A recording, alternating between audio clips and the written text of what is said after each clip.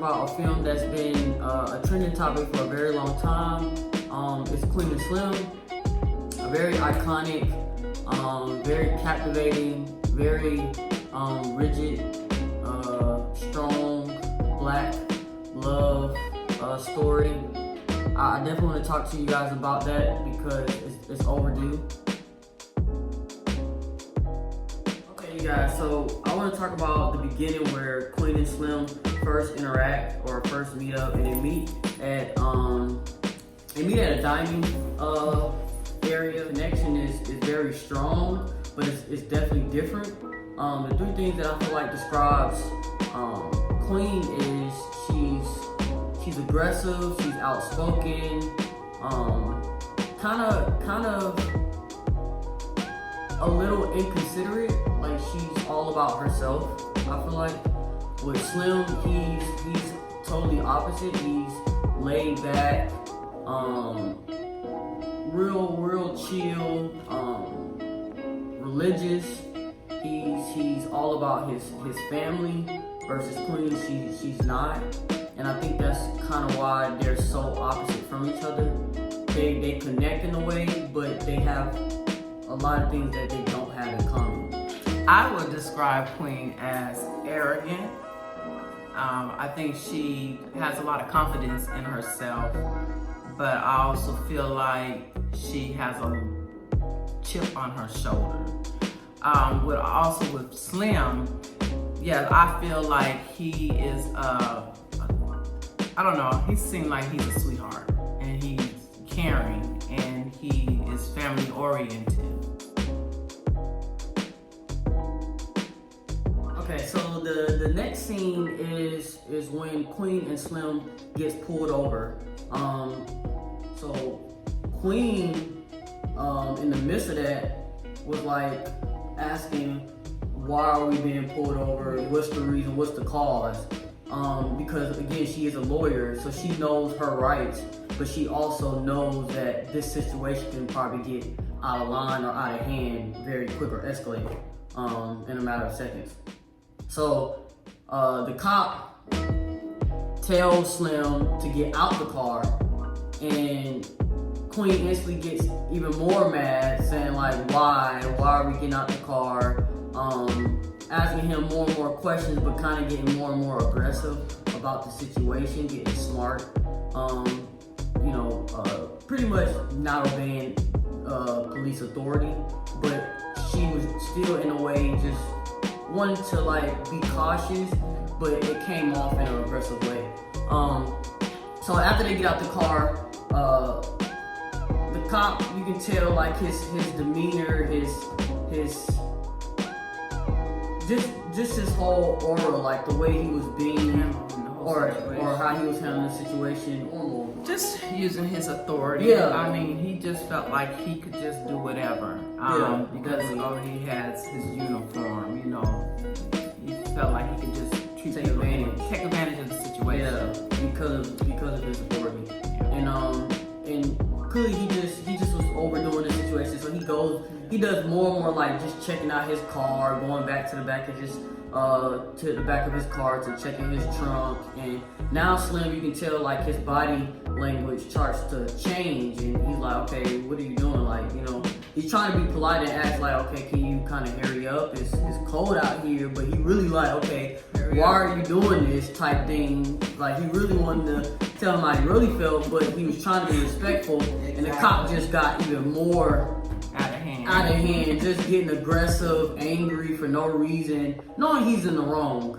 And Queen, she can see what's going on in the back of the car or in the rearview mirror, and she can just see that, okay, clearly he's being illegal. He's doing things without a probable cause, pretty much. Like, there's no reason for you to be back there when we didn't give you a reason to be back there. So she get out the car, and I guess she wanted to record the scene to have evidence, to have proof of what he was doing, by pretty much breaking the law. And the cop turns around and pulls out his gun, and you can tell like he was about to shoot her because he was just too aggressive. So you didn't know like how the situation was going to go. He was trigger happy. Yeah, he was definitely about to let one off. you know, she already was like, you know, I'm just pulling out my cell phone. She was gonna record the scene, but you know, the cop making it seem like she about to pull out a weapon or an object so he can make it seem like it's in self-defense. So then that's when Slim fights and tussles with the cop to pretty much get him to stop or, you know, leave the situation alone. And then next thing you know, it led to Slim having to defend both of them, or, you know, Queen, let alone Queen herself. And he ends up shooting the cop, takes his gun and turns around and shoots him in self-defense. In that moment, I felt like not Queen, but Slim was very distraught. He was scared out of his mind. He didn't know what to do. And on the other hand, Queen is just like a G. She just like, exactly. Okay, I know how this is about to turn out. We need to go. And I that part I didn't understand because she was a lawyer. Yeah. So I thought she would handle it a little bit different because she's already experienced. So I feel like she could fight it. But in this time of day and world, or this age and world, how do you say? Time of the age? Whatever. You know what I'm saying? I feel like nowadays you can't fight for things like that or fairly. It's not fair. Yeah, the law is not on our side, or I feel like on certain races, you know, especially on the minorities itself. And I just felt like at that moment she probably felt like she couldn't. We couldn't get away with what we just did. The best way to do that is to flee the scene, leave, and hopefully it works itself out. Hopefully we'll you know, see the light at the end of the tunnel.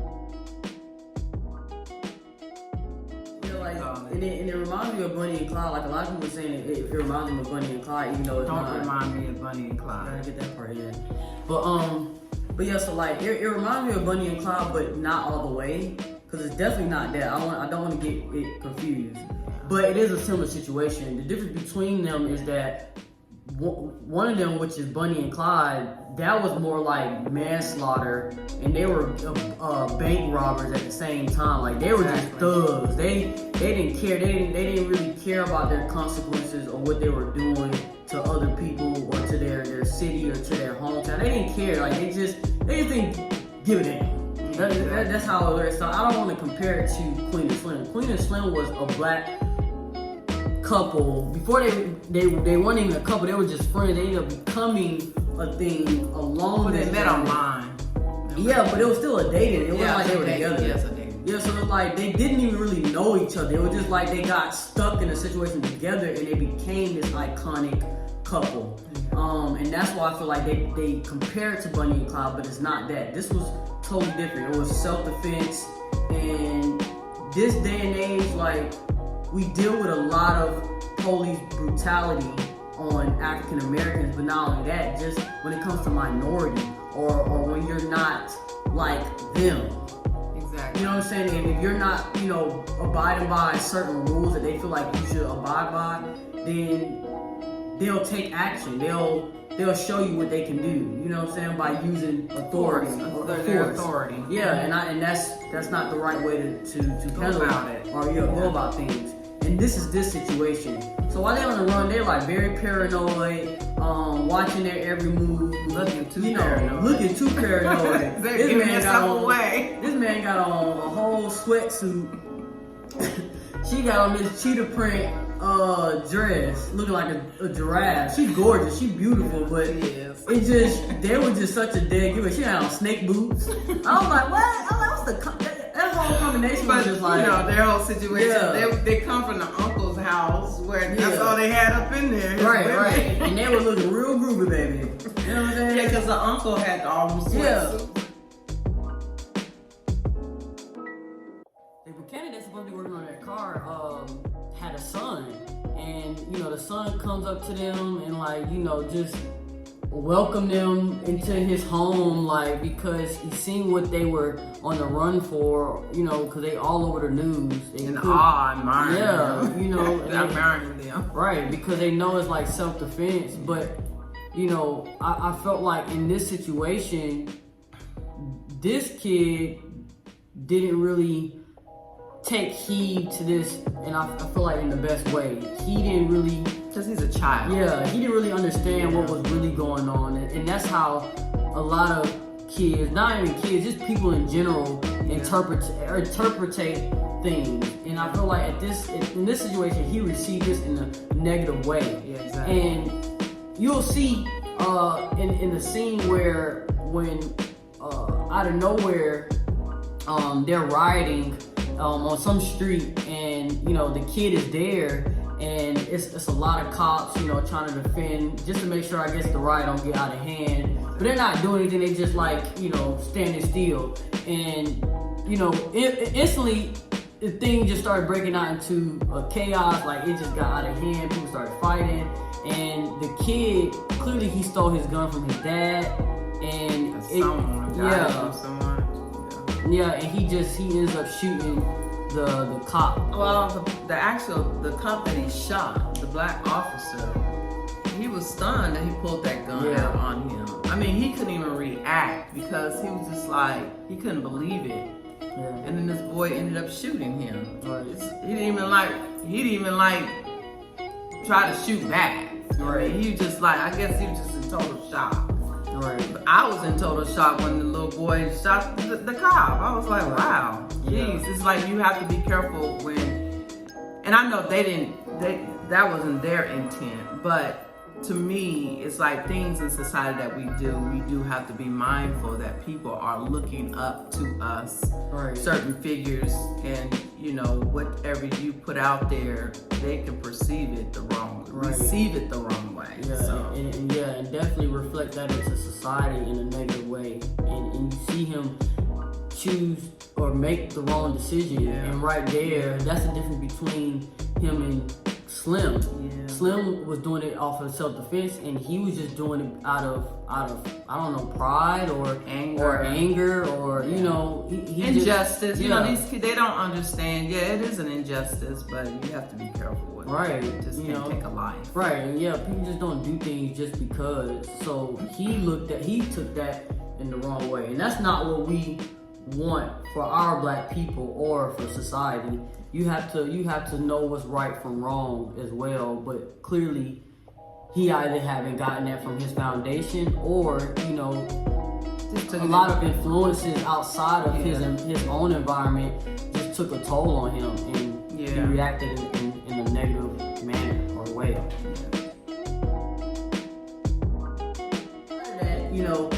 After they get their car fixed, because I think it broke down, that's the reason why they were at the shop. They leave that and they head to New Orleans because Queen was like, "Oh, I got an uncle that we can meet up with, so he can help us get out of town for good or whatever." So they traveling, they go there and meet up with their uncle, and their uncle is name is Earl. Uncle Earl. And otherwise known as, what's his name? Bokeem Woodbine. Yeah, Bokeem Woodbine. Okay, I haven't seen him in movies in a long time, but anyway, it's good to see him.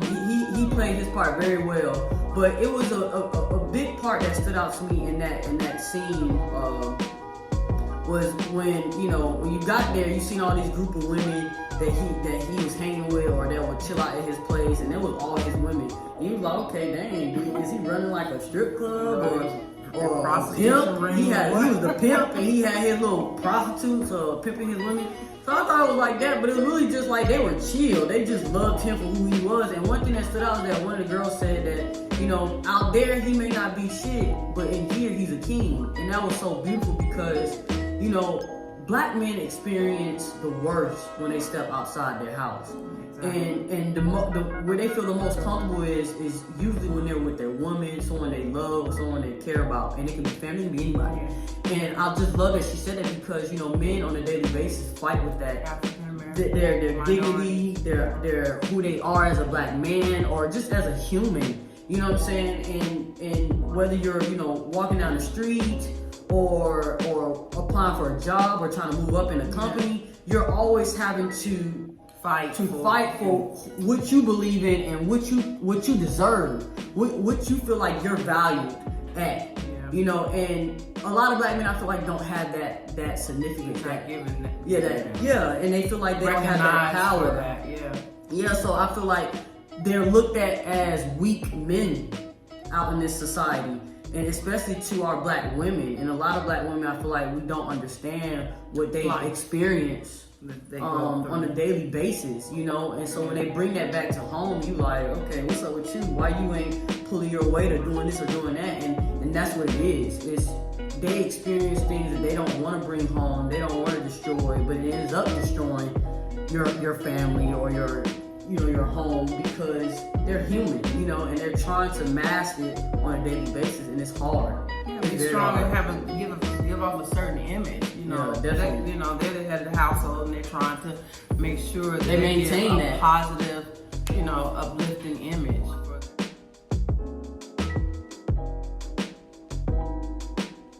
So when they get to the white couple house, instantly the white couple was like this. I would say that they were like maybe middle class. Like a middle class, like they looked like they I didn't want to say like they were wealthy, but they were living good. Yeah, they were satisfied. Yeah. But what I took heed to, like what I really noticed is how the wife was acting compared to the husband. And I don't know if the husband was like, if that was his way of like not making it obvious or making a scene like of not accepting them. But I know he was more cool with like, helping them or making them feel comfortable, asking them if they wanted something to drink or something to eat. But the wife was like, yeah, she was standoffish. Yeah, she was very standoffish. Yeah. I don't think she was with that at all. And some people are like that. I don't want to be involved with what you're doing. You know what I'm saying? You just killed somebody. I'm trying to help you out because my husband. It could be like that. I'm doing it because of my husband, not really because I want to. And I understand. But that situation, you can just tell like the couple was just on two different pages. Yeah. And they probably just doing it because of one another. Yeah. But in the midst of that, they were just like, okay, we gotta get out of here because I think the cops had arrived. Yeah, because I guess the neighbors saw they looked suspicious to them. We always look suspicious. Right. So we just be walking, and we think they think we about to go rob. We about to go shoot them or something. I guess we didn't belong in the neighborhood. So that's how they ended up there. And I don't know, they did some back in 1782 type thing and put them up under the bed. Right. like slaves. I feel like that was a Harriet Tubman scene. Like they were helping them escape for real. Exactly. You know what I'm saying? Like they was up in the whole wood floor. They was underneath the wood floor, underneath the bed. So yeah, they hid under there for a little while, and then finally the coast was clear. But then they ended up realizing they were still out there. They just left the house, or they just turned around from the house, but they were still outside searching. But they were just like not giving up. So then they Queen and Slim, they come out and then they get into the car. They're like, okay, we're gonna leave from the garage from there and take their vehicle. So let's go back to the scene outside of the house. You have a white cop. I think it was two white cops. Yeah, it was quite a few, and on the back scene, but the main white cop and the black cop. Right, yeah, it was between the white cop and the black cop, but I think an extra white cop was there. But just like when you listen to the conversation, you hear the white guy's remarks, like it was just like black language, like black slur or black talk. It could be a bit, but it was very negative, very condescending. Yeah, just making racial derogative. I was just like. I'm like, this man throwing like shots. Throwing little shades, taking digs. Right there, that's what he messed up at, because see, the black guy could have been on his side and did his job, but because you belittled him and you made him feel like he wasn't important, and that's what society does. Exactly. All the time. And see right there, when the black guy said that I heard something, he was like, oh, you don't hear nothing, whatever. He just dismissed him. Or whatever. Yeah, he don't value his opinion. Yeah, at all. So, the black guy was like, all right, cool. Well, I'm going to just go check it. So he goes and check. Man, the black cop caught the couple red-handed. Literally they opened the garage. They're right there like... They're looking crazy. You know what I'm saying? They like, oh, God, it's over with. And see, right there, the cops covered. He let them go. And he let them ride off because at the end of the day, he know what they're doing and he knows that it's for a good cause, even though they're wrong. But at the same time, the white cop is what made him, I feel like, pretty much change his opinion, his mind. And this is where they're supposed to meet with somebody else to help them get out, like the pilot. They're supposed to be with a pilot to help them flee the scene. So I don't know where along that time, that dead space, where it went wrong. I don't know if the white couple gave them the wrong address or they gave them the right address and it ended up being a whole trap from the beginning. You know what I'm saying? It could have been set up from the jump. We just don't know. But once they get to that address, it was out of nowhere. It was just like on the side of the road, and they were just like, I guess this is where we're supposed to be. So they fall asleep. You know, and they like, okay, and then they wake up because they got interrupted by a knock on the window, and it's from a black guy. Some random black guy. Yeah, and I was just like, that threw me off because I was like, I didn't like where they was at the location. Yeah. And then some random black guy knocks on the window, and you like, what the? You know what I'm saying? So then it just like, from that scene, the black guy kind of played both sides. He played this side where he was just like, okay, come on y'all, let's go. We gotta get up out of here. So he was too anxious and he was too like ready to like help them. But not only that, he also played the victim. He tried to use reverse psychology and be like, well, shoot, if you don't want to go, then that's on y'all. Y'all gonna get, caught or whatever. But another thing too is that either the black guy or the white couple mentioned not the bond, but the reward that if somebody turned them in, that they were what they were worth. Right, and they were like $250,000 a piece, right? And the black girl or queen was like, dang, that's it, that's all we were. Like, we out here thugging, and y'all can't give us more for that. You know what I'm saying? But I'm like, girl, don't nobody gotta pay nothing for you. You know what I'm saying? So I was just like, you work what they feel like you work. So I'm like, we did kill somebody. You know what I'm saying? So to me, that's a lot of money. That is a lot of money individually. Come on now. So that's a lot because it could be 75,000, it could be 10,000, it could have been 5,000. I've seen the Lord. Yeah, it could have been $2, girl. You better accept that. I'm getting too loud. Oh man. But yeah. So either one of them said that they were worth this. So right there, they also put up another red flag. Like, okay, clearly something not right here. And they hop in the car with the black guy, but then the black guy offered them to smoke. And this whole time, Slim has never been a smoker. Yeah. He don't even drink. He's very religious. He don't do anything like that. And Queen, I don't know if she was against it or with it. She was just like, whatever. It looked like she done it before. Yeah, she probably had, but I don't think she really cared to do it either way. It was just like, if we do it, cool. Yeah. But so that's right there in that situation. I feel like that's where they dropped their guard. And in that moment where they're in the car with the black guy, throughout the whole movie they were so paranoid and cautious of where they were and their surroundings, that at that very last moment they dropped their guard. They felt like they could finally like relax and enjoy that time. And that's where they messed up at, is because they dropped their guard. It just felt like it just get more and more suspicious. The plane is at the end of the runway, and once the black guy lets them out the car, they grab hands, and it's so like a memorable moment.